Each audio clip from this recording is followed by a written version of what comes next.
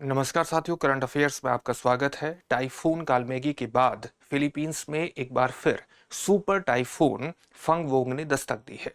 Super typhoon typhoon से किस प्रकार से भिन्न होते हैं, टाइफून का निर्माण किस प्रकार से होता है और उसके किस तरह के प्रभाव होते हैं, चलिए इस वीडियो के माध्यम से जानने की कोशिश करते हैं। सबसे पहले टाइफून या सुपर टाइफून फंगवोंग के बारे में सामान्य जानकारी हासिल करते हैं। तो यहां पर आप देख सकते हैं कि हाल ही में जो फिलीपींस है उसके उत्तरी द्वीप, जिसको हम लूजोन के नाम से जानते हैं, वहां पर सुपर टाइफून फंगवोंग ने दस्तक दी है। तो यहां पर उसने दस्तक दी और ये इस लुजोन द्वीप से होता हुआ इस प्रकार से इसकी गति है। सोमवार वाले दिन ये यहां तक पहुंचा 12 बजे और उसके बाद इसकी दिशा ताइवान की तरफ इस प्रकार से होने वाली है। टाइफून क्या होते हैं? टाइफून होता है ट्रॉपिकल साइक्लोन यानी उष्णकटिबंधीय चक्रवात। लेकिन इन चक्रवातों को दुनिया के अलग अलग हिस्सों में अलग अलग नामों से जाना जाता है। जैसे किन किन हिस्सों में किन किन नामों से जाना जाता है। अगर हम उत्तर पश्चिमी प्रशांत महासागर का हिस्सा, जिसमें दक्षिण पूर्व एशिया और चीन जैसे हिस्से पड़ते हैं, ताइवान जैसे हिस्से पड़ते हैं, इस क्षेत्र की बात करें तो इस क्षेत्र में इसे ट्रॉपिकल साइक्लोन को टाइफून के नाम से जाना जाता है। वहीं अगर दक्षिण एशिया की बात करें और इसमें जो ये अरब वाला ये हिस्सा आ जाता है और अफ्रीका का ये वाला हिस्सा आ जाता है, अगर इस हिस्से की हम बात करते हैं, या फिर दक्षिण पूर्व अफ्रीका के इस वाले हिस्से से लेकर के ऑस्ट्रेलिया तक फैले हुए इस हिस्से की बात करते हैं जो दक्षिण पश्चिमी प्रशांत महासागर तक फैला हुआ है, इस एरिया में भी इसको साइक्लोन नाम से जाना जाता है। और अगर हम अटलांटिक महासागर या इस दक्षिण जो संयुक्त राज्य अमेरिका या अमेरिकी महाद्वीप, उत्तरी अमेरिकी महाद्वीप के इस हिस्से की बात करते हैं जो यहां तक फैला हुआ है, इस हिस्से में इसको हरिकेन्स के नाम से जाना जाता है। वहीं स्थानीय स्तर पर भी इसके नामों में भिन्नता होती है। जैसे उत्तर पश्चिमी ऑस्ट्रेलिया में हमें सामान्य तौर पर विली विलीज के नाम भी इसका देखने को मिलेगा। विली विलीज के नाम से भी साइक्लोन को जाना जाता है। तो दुनिया के अलग अलग हिस्सों में जो ट्रॉपिकल साइक्लोन है उसके नाम अलग अलग हैं। तो आप किसी भी नाम से संबोधित कर लीजिए। अगर हम टाइफून के बारे में बात कर रहे हैं या साइक्लोन के बारे में बात कर रहे हैं या हरिकेन के बारे में बात कर रहे हैं, तो निर्माण की प्रक्रिया वही है। जब हम सुपर टाइफून और टाइफून के बारे में बात करते हैं तो वहां पर गति का एक अंतर आ जाता है। जो हवाओं की गति है उसका एक अंतर एस्टेब्लिश होता है। सबसे पहले टाइफून के निर्माण की प्रक्रिया को समझने की कोशिश करते हैं कि टाइफून बनता क्या है, बनता किस प्रकार से है। तो इसको ट्रॉपिकल साइक्लोन है ये, और वस्तुतः इसके निर्माण की जो गतिविधियां हैं वो आप इसको टाइफून को एक विशाल घूमती हुई वायु प्रणाली के रूप में परिभाषित करते हैं। और इस वायु प्रणाली की पृष्ठभूमि किस प्रकार से निर्मित होती है? जो गर्म समुद्री सतही जल है उसके बनने से, जैसे जैसे समुद्री सतही जल का तापमान बढ़ता चला जाता है, वो सतही जल का तापमान 26.5 डिग्री सेल्सियस या लगभग 27 डिग्री सेल्सियस के आसपास या उससे ऊपर पहुंच जाए, तो हम देखते हैं कि इस गर्म समुद्री सतही जल पर हम एक वाष्पोत्सर्जन की हवा क्या है, ऊपर उठती है। गर्म होकर के हवा ऊपर उठती है, एक वाष्पोत्सर्जन की प्रक्रिया को हम देखते हैं।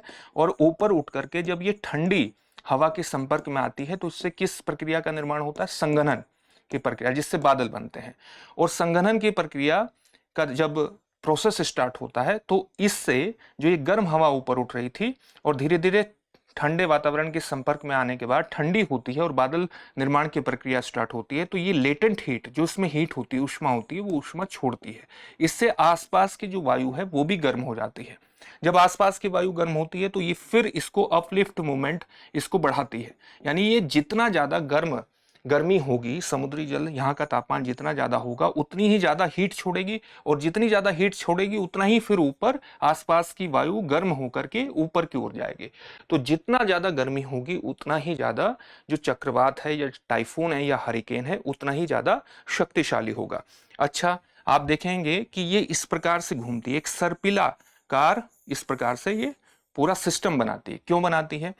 क्योंकि यहां आप देखेंगे कि कम दाब का क्षेत्र बन जाता है, क्योंकि वायु हल्की होती है, ऊपर उठती है और बहुत निम्न तापमान यहां पर होता है। तो जितना निम्न ताप होगा उतना ही कम दाब का क्षेत्र बनेगा। इस कम दाब के क्षेत्र की जगह कौन लेगा? जो ठंडे वायु क्षेत्र हैं, जो अधिक दाब के क्षेत्र हैं, वहां से चलने वाली वायु इसकी जगह लेगी। और जब ये वायु यहाँ आती है तो ये भी गर्म होती है, तो फिर ये भी ऊपर की ओर इस प्रकार से उठेगी। यहाँ जो इस प्रकार से एक वायु राशि बनती है। अब पृथ्वी का जो घूर्णन है, पृथ्वी के अपने अक्ष पर घूमने घूमने घूमने के कारण कौन सा बल लगता है? कोरियोलिस बल लगता है। इस कोरियोलिस बल के प्रभाव के कारण ये एक सर्पिलाकार आकार इस प्रकार से ग्रहण करती है, सर्पिलाकार। इसलिए आप देखेंगे चक्रवातों की इस प्रकार की एक स्थिति का निर्माण हो जाता है। अच्छा, जब उत्तरी गोलार्ध की बात करते हैं तो कोरियोलिस बल के कारण उत्तरी गोलार्ध में जो चक्रवात है वो एंटी क्लॉकवाइज इस प्रकार से घूमता है, एंटी क्लॉकवाइज घूमता है। लेकिन दक्षिणी गोलार्ध में कोरियोलिस बल के प्रभाव के कारण जो चक्रवात है उसकी जो घूर्णन होता है वो क्लॉकवाइज होता है। इस बात को भी ध्यान में रखिएगा। इसके अलावा आप देखेंगे कि किस प्रकार से ये जैसे जैसे ठंडे जल क्षेत्र की तरफ बढ़ता है या ये लैंडफॉल होता है, जमीन पर आता है, तो जमीन पर आने के कारण जो इसको ऊर्जा प्रदान करती है, ये जो गर्म जल है जो इसको ऊर्जा प्रदान करता है, गर्म जल, ये इसकी स्थिति नहीं रह जाती है, ऊर्जा का ये स्रोत खत्म हो जाता है। इसलिए लैंडफॉल के बाद या ठंडे जल क्षेत्र के संपर्क में आने के बाद जो चक्रवात है उसकी गति जो है वो धीमी हो जाती है। तो ये बात हुई टाइफून की या चक्रवात की या हरिकेन की। अब सुपर टाइफून और टाइफून में क्या अंतर है? जैसे इसमें एक कैटेगरी बनी हुई है कि जब हवाओं की गति 73 माइल्स पर आवर या 118 किलोमीटर पर आवर की हो, तभी उसे टाइफून के प्रथम श्रेणी में रखा जाता है। और धीरे धीरे जैसे जैसे गति बढ़ती है उसकी श्रेणी में परिवर्तन होता चला जाता है। इसमें 5 कैटेगरी होती हैं। जब सामान्यतः बात हो रही है, जब सामान्यतः इसकी टाइफून की अवस्थिति 220 किलोमीटर पर आवर तक मानी जाती है। अगर ऊपर होगा तो उसको सुपर टाइफून की श्रेणी में रखा जाता है। सामान्यतः माना जाता है कि अगर हवाओं की गति 240 या 241 किलोमीटर पर आवर की हो जाए तो उसे सुपर टाइफून की श्रेणी में रखा जाएगा। फिलीपींस में यह है कि अगर हवाओं की गति 185 किलोमीटर पर आवर की हो जाए तो उसे टाइफून की श्रेणी में रखा जाता है। और यहां पर हमने देखा कि जो गस्ट है, जो हवाओं की गति है, वो 220 किलोमीटर पर आवर तक भी गई है। 185 से लेकर के 220 किलोमीटर पर आवर तक गई है, इसलिए इसे टाइफून की श्रेणी में रखा गया है। तो यहां पर आपने टाइफून समझ लिया, सुपर टाइफून समझ लिया। अच्छा, ये किस क्षेत्र के बीच निर्मित होते हैं? साइक्लोन या टाइफून या हरिकेन, ये 5 डिग्री अक्षांश से लेकर के 20 डिग्री अक्षांश तक ही निर्मित होते हैं। यानी आप इसे इस प्रकार से समझिए कि मान लिया ये पृथ्वी है और ये विषुवत रेखा है 0 डिग्री पर। यहां पर 23.5 डिग्री कर्क रेखा है और यहां पर 23.5 डिग्री क्या है? मकर रेखा है। तो 5 डिग्री, ये 5 डिग्री मानिए, यहाँ 5 डिग्री, 5 डिग्री से लेकर के 20 डिग्री सामान्यतः इस क्षेत्र में ये निर्मित होते हैं। विषुवत रेखा के आसपास के क्षेत्र में उत्पन्न क्यों नहीं होते ये?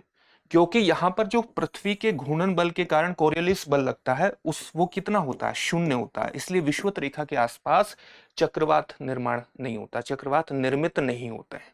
तो ये भी आपने समझ लिया। तो फिलीपींस में आया है। अब इसके प्रभाव किस प्रकार से होते हैं? जैसे गति बहुत ज्यादा है तो आप जानते हैं कि तेज हवाएं चलती है, तेज हवाओं से काफी नुकसान हो जाता है, फसलें खराब होती हैं। कई बार जो किसी भवन की जो छत है वो भी उसके साथ उड़ जाती है। एक प्रकार से संचार व्यवस्था, बिजली लाइन या टेलीफोन लाइन या अन्य प्रकार के नुकसान हो सकते हैं। पेड़ों के गिरने से भी हानि होती है। इसके अलावा बारिश बहुत ज़्यादा होती है, बारिश होने की संभावना होती है बहुत ज़्यादा। और बारिश होने के साथ साथ आप देखेंगे कि जो तटीय क्षेत्र होते हैं, तटीय क्षेत्रों का जो पानी है वो रिहायशी इलाकों में घुस सकता है, उससे भी नुकसान होता है। इसके अलावा संचार व्यवस्था ठप होती है। संचार व्यवस्था में किस प्रकार की, जैसे टेलीफोन लाइन या अन्य जो आप कह सकते हैं कम्युनिकेशन लाइन तो प्रभावित होती है। इससे सड़क परिवहन भी बड़े स्तर पर या रेलवे परिवहन प्रभावित होता है। ये संचार व्यवस्था पर नकारात्मक असर पड़ता है। भवन निर्माण भी प्रभावित होता है। भवनों पर नकारात्मक असर, सरकारी भवन हो चाहे सामान्य लोगों के घर हो, उस पर भी एक असर रहता है। कृषि व्यवस्था पर इसका बहुत असर होता है। उद्योग भी प्रभावित होते हैं क्योंकि काम ठप हो जाता है, तो बड़ा असर इसका पड़ता है। और इसी तरह के कुछ प्रभाव फिलीपींस में हाल में देखे गए हैं। इसका बचाव का तरीका यही है कि हमारी जो चेतावनी प्रणाली है वो बहुत ही बेहतरीन होनी चाहिए। और चेतावनी प्रणाली के बाद हमारा पहले से ही लोगों को सुरक्षित स्थानों पर भेजने की पूरी व्यवस्था होनी चाहिए। जैसे फंग वोंग से पहले ही यहाँ पर जो ये उत्तरी फिलीपींस का जो क्षेत्र है ये ओरोरा प्रांत के अंतर्गत आता है। ओरोरा प्रांत के अंतर्गत जो लुजियन द्वीप में ओरोरा प्रांत है। तो यहां से लगभग 14 लाख लोगों को सुरक्षित स्थानों पर ले जाया गया है। तो ये तरीके अपनाए जाते हैं, लोगों को सुरक्षित स्थान पर ले जाया जाता है। प्राथमिक चिकित्सा की व्यवस्था को दुरुस्त रखा जाता है ताकि लोगों को अगर नुकसान हो तो उन्हें प्राथमिक चिकित्सा उपलब्ध करवाई जा सके। और साथ ही जब ये टाइफून जैसी स्थिति समाप्त हो जाती है, चक्रवात ठीक हो जाता है, तो सबसे पहले हमें अपनी संचार व्यवस्था को दुरुस्त करना होता है, सड़कों को ठीक करना होता है, लड़कों और जो पूरा लोग एक स्थान से दूसरे स्थान पर विस्थापित होते हैं उन्हें वापस अपने स्थानों पर ला करके जो राहत के कार्य हैं या राहत के कार्यों के साथ साथ जो पुनर्निर्माण के कार्य हैं, रिहेबिलिटेशन के वर्क हैं, वो पूरे करने होते हैं। ये इसकी सामान्य तैयारी मानी जाती है, सामान्य प्रक्रिया मानी जाती है कि लोगों को किस प्रकार से राहत और बचाव के साथ साथ उनके जीवन को फिर से पटरी पर लाना है। अब इससे संबंधित एक प्रश्न देख लेते हैं। प्रश्न क्या है? दक्षिण पूर्व एशिया और चीन में चक्रवातों को क्या कहा जाता है? आपके सामने ऑप्शन क्या है? हरिकेन, साइक्लोन, टाइफून या टोर्नेडो। इस प्रश्न का उत्तर आप हमें कमेंट बॉक्स में कमेंट करके जरूर दीजिए। फिर से एक नए सेशन में आपसे मुलाकात होगी। धन्यवाद। अब एग्जाम की तैयारी को और बेहतर करने के लिए हमारे चैनल को लाइक, शेयर और सब्सक्राइब करना ना भूलें।